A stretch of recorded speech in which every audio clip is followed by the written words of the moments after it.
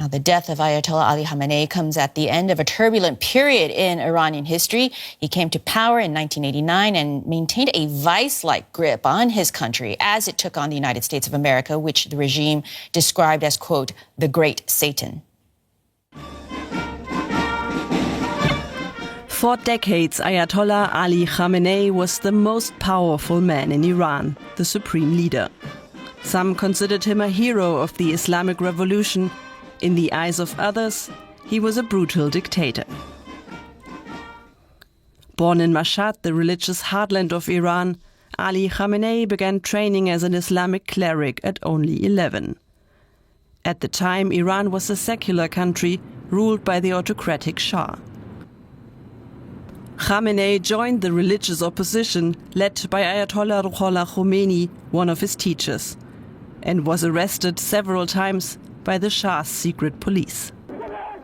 In 1979, Khomeini returned from exile after Iranians had overthrown the Shah and established the Islamic Republic. Ali Khamenei quickly rose through the ranks of the new system. When Khomeini died 10 years later, Khamenei was among the candidates to replace him, although he did not hold the religious rank necessary for Iran's top job, as even he himself pointed out. I am not qualified to become the supreme leader. I know that, and you gentlemen know it too. You have to cry tears of blood for any Islamic society which is even contemplating electing me as their leader. And yet they voted for him. So at just 50, Khamenei became supreme leader. In the decades to come, Ali Khamenei wielded ultimate authority over politics and religion. He intensified the enmity towards Israel and the United States and repeatedly denied the Holocaust. He reinforced the Islamic Republic's strict religious framework and expanded its grip on everyday life, curtailing free speech and building a powerful surveillance and security apparatus to enforce loyalty to the ideals of the Islamic Revolution. And he reshaped the Revolutionary Guard into a powerful force overseeing civil society and suppressing dissent. A role that would come into sharp focus in 2009, when hundreds of thousands took to the streets protesting against what they considered a rigged presidential election. In the years that followed, Ali Khamenei faced many more waves of mass protest, sparked by economic hardship, soaring fuel prices and growing water shortages.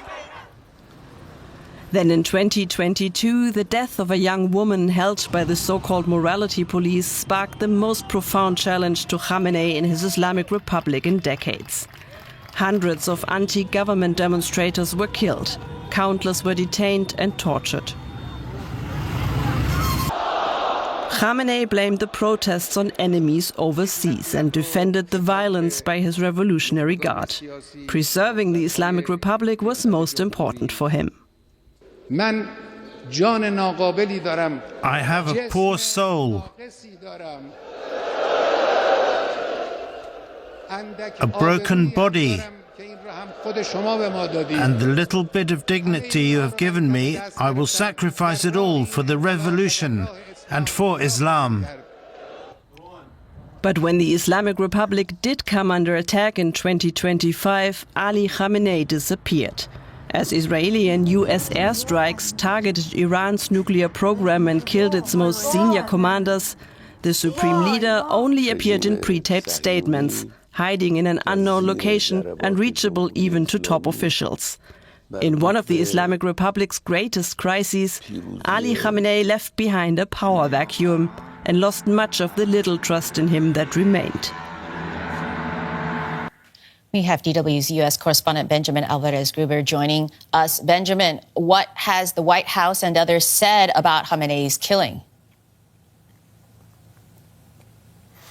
We have not heard from President Trump following his longer post on Truth Social confirming the death of the Iranian supreme leader, and this pre-recorded message, of course, earlier when he announced the start of this major operation, this coordinated airstrikes with the Israeli Air Force. We have had other reactions, one of them by Defense Secretary Pete Hegseth. He called this the most lethal, the most complex and most precision aerial operation in history. But of course, there are many questions that are still remaining. There is growing criticism, not only on the lack of transparency, but also what was the reason to do them now. Because only a couple of months ago, we had President Trump saying that Iran's nuclear program had been obliterated, with Steve Witkoff, one of the main negotiators of the U.S., recently saying that Iran is a week away from having these bomb-grade materials. And that's, of course, something that especially the critics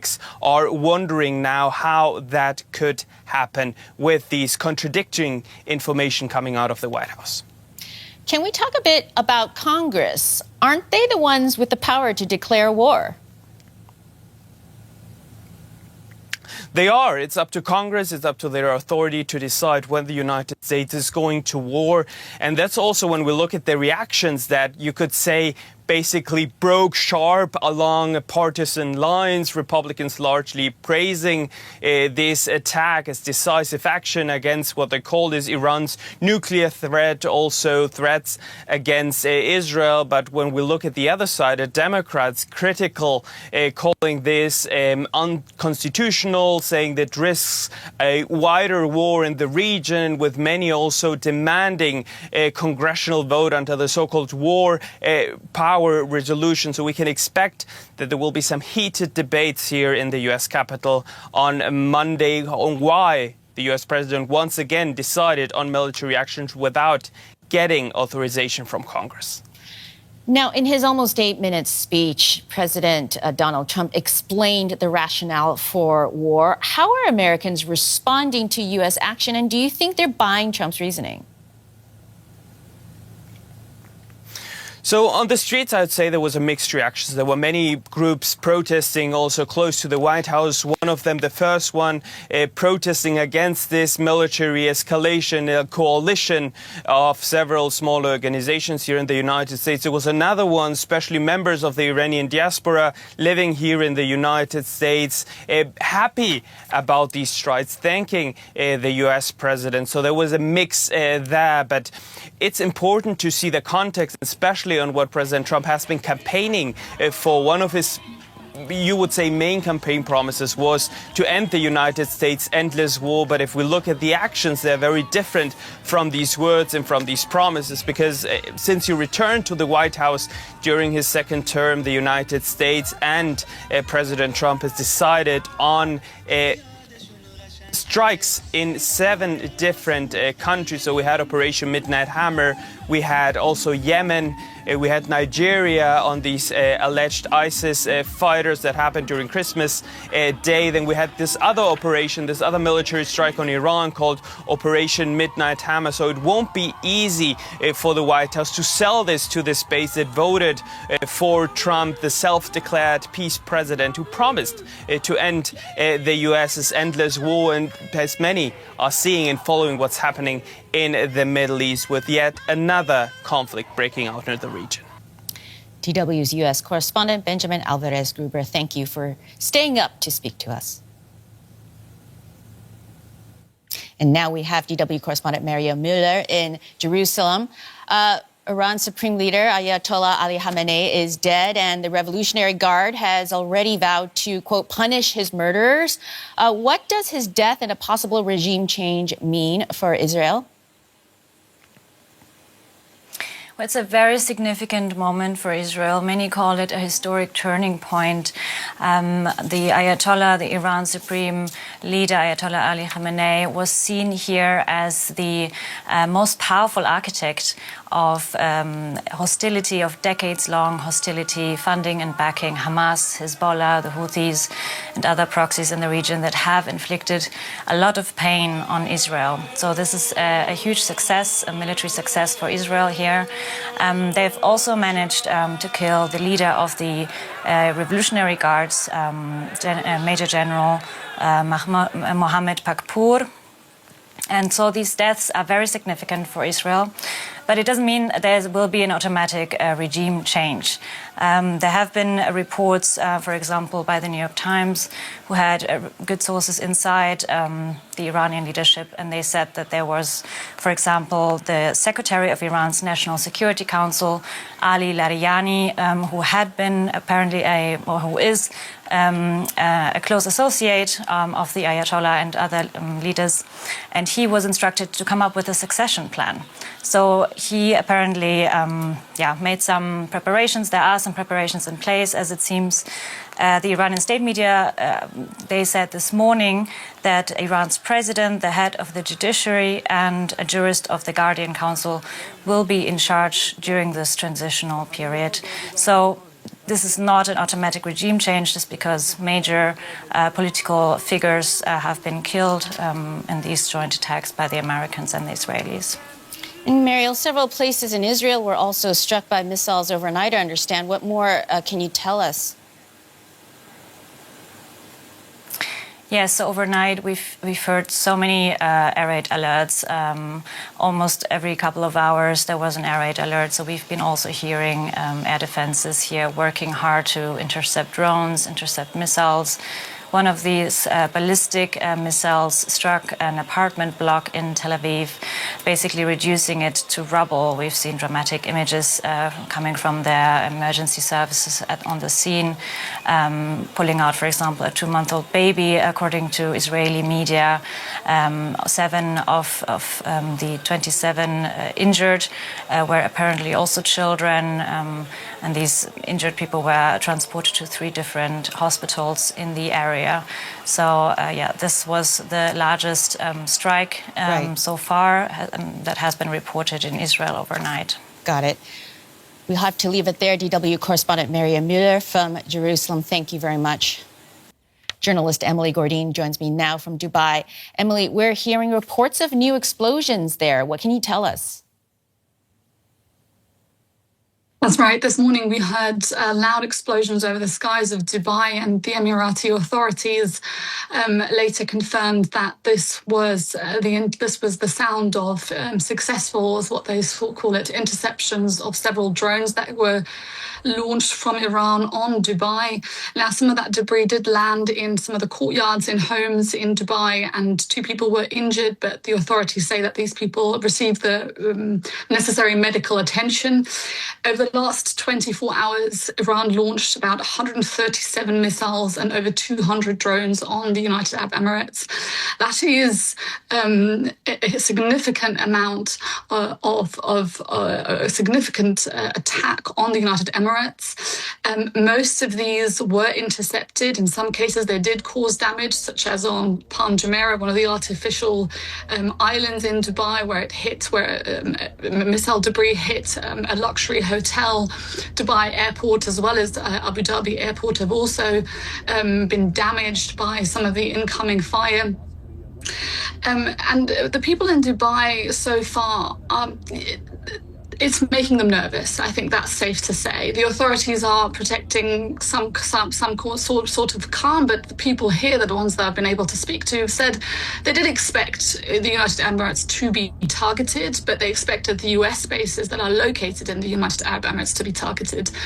The fact that now civilian infrastructure is being hit is coming at a huge shock to them. Yeah, and of course, Dubai is a major flight transport hub connecting Europe to Asia, of course. So how have the Emirates been responding to these attacks? What are their options? Well, the Emiratis have condemned the strikes. They've called it a flagrant violation of national sovereignty and a clear breach of international law. They're trying to project a sense of stability, though. That they have the situation under control, that the majority of the incoming fire has been intercepted. The leader of Dubai was also last night seen at a horse racing event. And largely, I think at this point, the goal is to sit this out, to hope that the air defences, they're also receiving significant support from the Americans there, are able to fend off most of the attacks. There is no talk so far of retaliation. You have to keep in mind that some of that the UAE does host US military bases, and so far they've not given them the okay to target Iran from these military bases. But there's no talk of that at this point. What we're seeing, though, is some voices from people close to the Emirati government saying that this does have the potential to cause significant damage to the long-term relationship between the UAE and Iran. Keep in mind, Dubai and the United Arab Emirates as a whole have been projecting this sort of sense of this the country as an oasis of stability, and that now, through these attacks, is getting a serious dent in that in its reputation. Right. And you talked about their desire to hopefully sit this out, but there is that concern that the Gulf could be pulled directly into this conflict. Can you talk a little bit about that? That's right. And I mean, we've been hearing over the last few weeks that the Gulf countries have reportedly been trying to dissuade the Trump administration from going after an attack on Iran.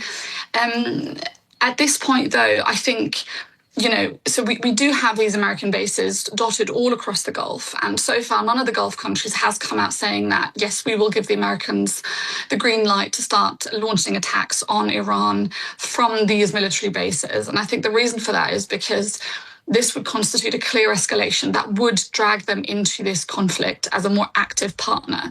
And that's the last thing these countries want. These countries want an off-ramp. They want de-escalation. And I think what we're going to see over the next few days is very much these countries trying to put pressure on the Americans to, make this a short conflict and not drag this out. And I think, you could argue that this is a calculation that the Iranians are making, that they are trying to put more pressure on these Gulf states that are seen as allies of the Americans, to put pressure on them if you turn up the heat on these countries, they will put more pressure on their American partners. But at this point, it's not clear whether that will actually work out at all. Journalist Emily Gordine in Dubai, thank you very much.